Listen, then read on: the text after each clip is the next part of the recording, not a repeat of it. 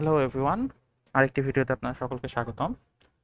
এর আগের যে ভিডিওটা ছিল সেই আগের ভিডিওতে আমি বলেছিলাম যে আমরা ডাইমেনশন কেন বলতেছি, আমি সেটার একটা আইডিয়া দিয়েছিলাম আর কি, তাই না? সো এই ভিডিওতে আমরা ডাইমেনশন নিয়েই কথা বলবো এবং এই ভিডিওতে আমরা ডাইমেনশন সহ মানে ডাইমেনশনের যে বিষয়টা আছে আর কি, ডেটার সেই বিষয়টা একদম ক্লিয়ার করে শেষ করে ফেলবো। ওকে, আগের ভিডিওটা বড় হয়ে যাচ্ছিল, এই কারণে আমি আগের ভিডিওতে সম্পূর্ণটা বলি নাই। তবে আগের ভিডিওতে আমি মোটামুটি আইডিয়া দেওয়ার চেষ্টা করেছিলাম। সো আমরা একটু খেয়াল করে দেখি আমরা এটাকে কি বলতেছি। উপস,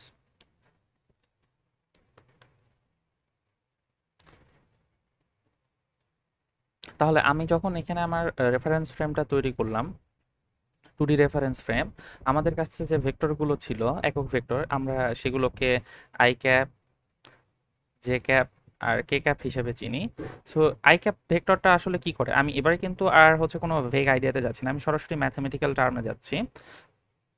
আমি ম্যাথ করাচ্ছি না, আমি জাস্ট টার্মগুলো ক্লিয়ার করতেছি।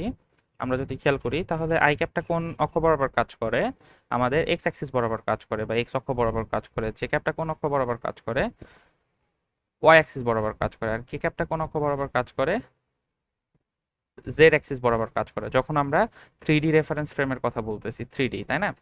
তো তাহলে আমি কি বললাম, আমার কাছে ডাইমেনশন অলরেডি কিন্তু ছিল। আমাদের ডাইমেনশন 148, 149, মানে মেনি ডাইমেনশনস হতে পারে, 5 ডাইমেনশন হতে পারে, 4 ডাইমেনশন হতে পারে। তো বিষয়টা হচ্ছে আমরা কিন্তু 3D মানে 3 ডাইমেনশনের বেশি এইভাবে খাতায় আঁকায় দেখাতে পারি না, তাই না? তো তাহলে আমরা কি করব, আমরা একটু 3 ডাইমেনশন দিয়েই চেষ্টা করব। ওকে, 3D ডাইমেনশন মানে 3 ডাইমেনশনের মধ্যে আমরা ট্রাই করব একটু। তাহলে আমরা দেখি, যেহেতু আমি আই ক্যাপকে বলতেছি এক্স অক্ষ বরাবর, জে ক্যাপকে বলতেছি ওয়াই অক্ষ বরাবর, আর কে ক্যাপকে বলতেছি জেড অক্ষ বরাবর। সো কে ক্যাপটা আমরা আপাতত একটু বাদ রাখি। হ্যাঁ, কে ক্যাপটা আঁকানো একটু কষ্টকর, আর হচ্ছে আইডিয়াটাও ক্লিয়ার হওয়া একটু কষ্টকর হয়ে যাবে যদি কে ক্যাপটা আঁকাতে যাই। তো আমরা আই ক্যাপ আর জে ক্যাপ নিয়ে কাজ করব। সো আমি কি বলতেছি, আমার কাছে আমি যদি একটা ভেক্টরের কথা বলি, যেটা হচ্ছে 2, আচ্ছা আমরা ভেক্টর না বলে আমরা ডেটা সেট নিই। আমার কাছে একটা বাড়ি আছে, হাউস 1। সো হাউস 1-এ কি কি আছে, হাউস 1-এ উইন্ডো আছে আর ডোর আছে, আমি এই দুটোই নিচ্ছি। এর আগেও যেরকম ভাবে নিয়েছিলাম, তাহলে এটাকে যদি আমরা আলাদা করি, তাহলে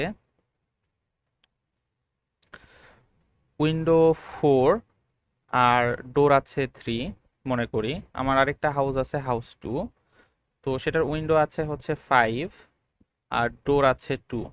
ওকে, আর এদের প্রাইস প্রাইস আছে কিছু একটা, পি প্রাইস, প্রাইস আমি মনে করি এটা 10, এটা হচ্ছে 30। ওকে, এখন আমি যে বিষয়টার কথা বলতেছি, আমি আপনাদেরকে কি বলেছিলাম, এই আইটাকে একটার সাথে যদি আমরা ইয়ে করি, কম্পেয়ার করি, যেটাকে যদি ডি এর সাথে কম্পেয়ার করি আর পিটাকে যদি আমরা কে এর সাথে কম্পেয়ার করি, আপাতত পিটাকে আমরা বাদ রাখতেছি, আমরা এই দুটোকে দেখার চেষ্টা করতেছি যেহেতু। তো আমরা একটু খেয়াল করে দেখি, পিটা এখানে থাক, পিটা আমাদের দরকার আছে। ওকে, সো আমি এই আই ক্যাপ যেটা আছে, আমি যদি আই ক্যাপের সাথে তুলনা করি, আমরা যখন বলতেছি 3 আই ক্যাপ, আসলে আই ক্যাপটা কোন অক্ষ বরাবর কাজ করে, এক্স অক্ষ বরাবর, তাই না?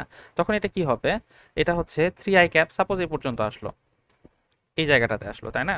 আমি যখন বলতেছি 4 জে ক্যাপ, তখন এটা কি হচ্ছে, তখন এটা উপরের দিকে 4 পর্যন্ত যাচ্ছে, সাপোজ এটা 4 আমি ধরি। হ্যাঁ, এই পয়েন্টটা হচ্ছে 4, তাহলে উপরে 4 পর্যন্ত যাচ্ছে। আমি যদি বলি 5 কে ক্যাপ, তাহলে আসলে কি করবে, এখান থেকে আমার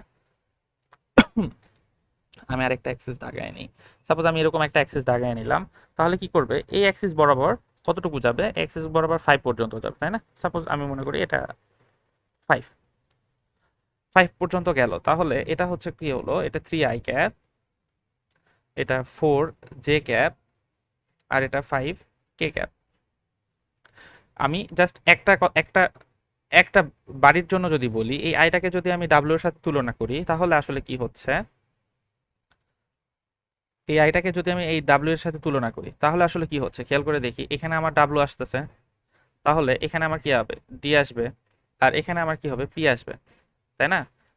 মনে করি আর কি। তো সেটা যদি হয়ে থাকে, যদি এরকমটাই হয়ে থাকে, তো পি ডাব্লিউ আর হচ্ছে, আচ্ছা এগুলো একটু মিশাই নি, দেখতে একটু খারাপ লাগতেছে। তাহলে 3 কি হচ্ছে আমার, ডাব্লিউ হলো, আর 4 কি হচ্ছে আমার, ডি হলো, আর 5p হলো। তো আমরা যদি এখন খেয়াল করি আমার যে বাড়িটা ছিল বা আমার যে বাড়িটা আছে সেই বাড়িটা এখন সেই বাড়ির যে ডেটাটা আছে সেটা এখন কত ডাইমেনশন নিয়ে আমি কাজ করতেছি এখানে খেয়াল করে দেখুন। সেই বাড়ির ডেটাটা কিন্তু এখন 3 ডাইমেনশনে অলরেডি চলে আসছে। এটা একটা ডাইমেনশন, এটা একটা ডাইমেনশন, এটা একটা ডাইমেনশন। আমাদের রেফারেন্স ফ্রেমে কিন্তু এটা এখন 3 ডাইমেনশনে আছে। যদি আমি এখানে আরেকটা ডেটা অ্যাড করতাম, পি এর বদলে কিউ যদি অ্যাড করতাম, তাহলে কিউ কি হতো? সাপোজ আমি আরেকটা দাগাচ্ছি, যদিও বা দাগানো পসিবল না, সামহাউ এইখানে একটা দাগালাম, তাহলে আসলে কি হচ্ছে তখন? এই কিউটা কি এখানে আসবে না? কিউটা আরো একটা কি বলে ডাইমেনশন হয়ে যাবে না তখন? তখন কিন্তু কিউ আরো একটা ডাইমেনশন হয়ে যাবে। যখন আমরা এগুলো সবগুলোকে এক এক করবো তখন কিন্তু আমাদেরটা অন্যরকম আসবে, কারণ W plus D plus P বা প্লাস কিউ এরকম যদি হয় তখন কিন্তু এটা আলাদা একটা ভেক্টর হবে। আমি সেই ভেক্টরের কথা বলতেছি না, আমি জাস্ট একক ভেক্টরটা নিয়ে আলোচনা করতেছি। আমি এর আগের ভিডিওতেও কিন্তু একক ভেক্টরগুলো নিয়ে আলোচনা করেছিলাম। তাহলে খেয়াল করে দেখুন, আমি যখনই একটা নতুন অ্যাট্রিবিউট অ্যাড করতেছি, আমি যখন এখানে কিউ অ্যাড করলাম তখন আমার এই কিউ এর জন্য কিন্তু আলাদা একটা রেফারেন্স ফ্রেম আসলো। মানে আমার একটা আলাদা অ্যাক্সিস আসলো। আলাদা অ্যাক্সিস আসার কারণটা কি? এই কিউ কিন্তু আলাদা একটা বস্তু, এই কিউ এর সাথে এই পি এর মিল নাই, আবার এই কিউ এর সাথে এই ডি এরও মিল নাই, এই কিউ এর সাথে ডাব্লিউরও মিল নাই। অর্থাৎ এই কিউ কিন্তু ইন্ডিপেন্ডেন্ট। ওকে, এটা কিন্তু ইন্ডিপেন্ডেন্ট একক ভেক্টর। আমরা যদি খেয়াল করে থাকি এখানে আই যেটা আছে, আই কিন্তু ইন্ডিপেন্ডেন্ট, যেও কিন্তু ইন্ডিপেন্ডেন্ট, কেউ কিন্তু ইন্ডিপেন্ডেন্ট একক ভেক্টর। অর্থাৎ আই দ্বারা আমি জে কে প্রকাশ করতে পারি না, আবার জে দ্বারা আমি কে কে প্রকাশ করতে পারি না। ওকে, যেহেতু এগুলো প্রত্যেকটা ইন্ডিপেন্ডেন্ট ভেরিয়েবল, আবার আমরা যদি ইন্ডিপেন্ডেন্ট ভেক্টর, আবার এখানে যদি আমরা খেয়াল করি এখানে এই প্রত্যেকটা যেহেতু ইন্ডিপেন্ডেন্ট, আপনি ভেক্টর বলতে পারেন, ভেরিয়েবল বলতে পারেন, আসলে ভেরিয়েবল বলাটা ভুল হবে, ভেক্টরটাই আসলে মেইন। কেন ভেক্টরটা আসলে মেইন আমরা যখন আরেকটু আগের দিকে যাব তখন আমরা বুঝবো। কিন্তু যখন আমরা একটা করে নতুন অ্যাট্রিবিউট অ্যাড করতেছি, খেয়াল করে দেখেন ওই অ্যাট্রিবিউটটার জন্য কিন্তু আমার সংখ্যা রেখা আলাদা একটা সংখ্যা রেখা আসতেছে। ওকে, ওকে, সংখ্যা রেখা কেন আসতেছে? অনেকের কাছে সংখ্যা রেখার ধারণাটা ক্লিয়ার না হতে পারে, এটা নিয়ে একটু আলোচনা করি। আমার মনে হয় এই পর্যন্ত আলোচনা শেষ হয়ে যাওয়ার কথা, এই পর্যন্ত আমাদের আইডিয়াটা ক্লিয়ার হয়ে যাওয়ার কথা হচ্ছে কেন আমরা ডাইমেনশন বলতেছি। কারণ আমি যতই পি এর পরে কিউ এর পরে যদি আর অ্যাড করি তাহলে কিন্তু সেটা আরেকটা সংখ্যা রেখা দ্বারা আমার ইয়ে করতে হবে, চেক করতে হবে। আচ্ছা, আমি যদি বলি 5 - 2, তাহলে আমার কি হয়? এখানে খেয়াল করে দেখুন, আমার এটা হচ্ছে সংখ্যা রেখা, আমি এখানে কোথায় ছিলাম? জিরোতে ছিলাম। তাহলে এটা যদি আমার 5 হয় তাহলে 5 - 2 মানে কি? আমি আসলে জিরো থেকে প্রথমে 5 পর্যন্ত যাব। আমি জিরো থেকে প্রথমে 5 পর্যন্ত 5 স্টেপ পর্যন্ত গেলাম, এরপরে -2 মানে কি? আমি 2 স্টেপ ব্যাক করব। তাহলে আমি যদি এটাকে 1 ধরি আর এটাকে 2 ধরি, তাহলে আমি যদি 2 স্টেপ ব্যাক করি তাহলে আমি ব্যাক করলাম এখান থেকে, এই 5 থেকে 2 স্টেপ ব্যাক করলাম, ব্যাক করে আমি এখানে আসলাম। তাহলে এটা আসলে আমার কত হচ্ছে? এটা আসলে আমার 3 হচ্ছে। ওকে, এটা 1, সরি, এটা হচ্ছে 1 মনে করি, এটা 2, এটা 3, এটা 4, এটা 5। যদি তাই হয় তাহলে আমি কি করলাম? প্রথমে 5 এর দিকে গেলাম, 5 থেকে 2 স্টেপ ব্যাকে আসলাম, তাই না? তাহলে আমি কোথায় আসলাম? আমি 3 তে আসলাম। তার মানে কি? আমি যখন ডাব্লিউ এর কথা বলতেছি, ডাব্লিউ কে যদি আমি এই অক্ষ বরাবর ধরি, ডাব্লিউ কে যদি আমি এই সংখ্যা রেখার মাধ্যমে প্রকাশ করি, ওকে, তাহলে আমি ডিটাকে যদি প্রকাশ করি, ডি আর ডাব্লিউ কিন্তু দুটো ইন্ডিপেন্ডেন্ট, যেহেতু ডি আর ডাব্লিউ দুটো ইন্ডিপেন্ডেন্ট, তাহলে ডাব্লিউ ডিটাকে আমার আলাদাভাবে কোনো একটা কিছুর মাধ্যমে প্রকাশ করতে হবে। তখন আমি কি করব? আমি এখানে আরেকটা নিলাম, নিয়ে আমি সেই অক্ষ বরাবর ডিটাকে বসাবো, আমি সেই অক্ষ বরাবর ডিটাকে বসায় মেনটেন করব। ওকে, তারপরে যদি আমার কাছে আরেকটা পি আসে তখন আমি কি করব? পিটাকে আমি অন্য একটা অক্ষ বরাবর বসাবো, বসায় সেই অক্ষ বরাবর আমি পিটাকে কনসিডার করব। ওকে, তারপরে যদি কিউ আসে তাহলে কিউটাকে আমি আরেকটা অক্ষ বরাবর বসাবো, বসায় ওই কিউটাকে কিন্তু ওই অক্ষ বরাবরই আমি মেইনটেইন করব। আমাদের এই যে রেফারেন্স ফ্রেম বা মানে হচ্ছে সংখ্যা রেখা, আমাদের এক্স অ্যাক্সিস ওয়াই অ্যাক্সিস আসলে কিন্তু এভাবেই এসেছিল। ওকে, সো আমার মনে হয় আইডিয়াটা ক্লিয়ার হয়ে যাওয়ার কথা। আরেকটা বিষয় সেটা হচ্ছে আমার ডাব্লিউ, ডি, পি, কিউ এগুলো প্রত্যেকটা কিন্তু ইন্ডিপেন্ডেন্ট হতে হবে। কোনো কারণে যদি আমার কোনো একটা ডেটা মানে কোনো একটা ভেক্টর, বা আমি এখানে যে ডেটা ডেটা বা অ্যাট্রিবিউটের কথা বলতেছি বা ভেক্টর কথা বলতেছি, এগুলো যদি কোনো কারণে ডিপেন্ডেন্ট হয়, সেক্ষেত্রে কিন্তু তার জন্য আমার আর কি বলবো যে আরেকটা নতুন ডাইমেনশন যোগ হবে না। আমি কিন্তু ওইটাকে ডাইমেনশন বলতে পারবো না। এটা কিন্তু আমাদের খেয়াল রাখতে হবে, যদি কোনো কারণে ডিপেন্ডেন্ট হয়ে যায়। যদি ডিপেন্ডেন্ট হয় সেক্ষেত্রে কিন্তু আর আমি এটা বলতে পারবো না। আমি এখন যদি বলি আমার এই যে পি ভেক্টরটা, পি যেহেতু আমার প্রাইস আছে, আমি প্রাইসটা এই কারণে নিয়েছিলাম, তখন আমি এখানে অন্য কাটা করি। এই যে পি যে প্রাইসটার কথা বলেছিলাম, এই প্রাইসটা কিন্তু একটা ডিপেন্ডেন্ট ভেরিয়েবল বা ডিপেন্ডেন্ট ভেক্টর। কিভাবে ডিপেন্ডেন্ট ভেক্টর? আমি যদি খেয়াল করি, আমি কি করতে চাচ্ছি? আমি আমার প্রাইসটাকে প্রেডিক্ট করতে চাচ্ছি, তাই না? আমি যদি প্রাইসটাকে প্রেডিক্ট করতে চাই তাহলে প্রাইস, আমার যে বাড়ির প্রাইসটা আছে সেই প্রাইসটা আসলে কার উপরে নির্ভর করতেছে? খেয়াল করে দেখেন, আমার বাড়ির যে উইন্ডো আছে, আমার বাড়ির যে ডোর আছে, সেইগুলোর উপরে নির্ভর করে কিন্তু আমার প্রাইসটা নির্ভর করতেছে।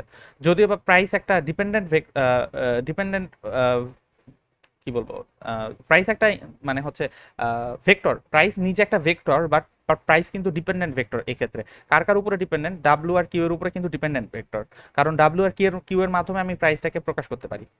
ওকে, সো আমরা এরপরের যে ভিডিওগুলো আছে সেই ভিডিওগুলোতে এই জিনিসটা আমরা যখন আসলে অ্যালগোরিদমগুলোর একটু ভিজুয়ালাইজ করার চেষ্টা করব, বা আরেকটু ইনডেপথ আমার যে হচ্ছে ফিচার সিলেকশনের ক্ষেত্রে যখন আমরা দেখব যে কিভাবে আমরা ফিচারগুলো সিলেক্ট করতেছি বা কি করতেছি, তখন আমরা আসলে বুঝতে পারবো যে এখানে ইন্ডিপেন্ডেন্ট কি জিনিস আর ডিপেন্ডেন্ট কি জিনিস। যখন আমরা স্প্যান পড়বো তখন মানে স্প্যান সম্পর্কে আলোচনা করবো, তখন এই ধারণাটা ক্লিয়ার হয়ে যাবে।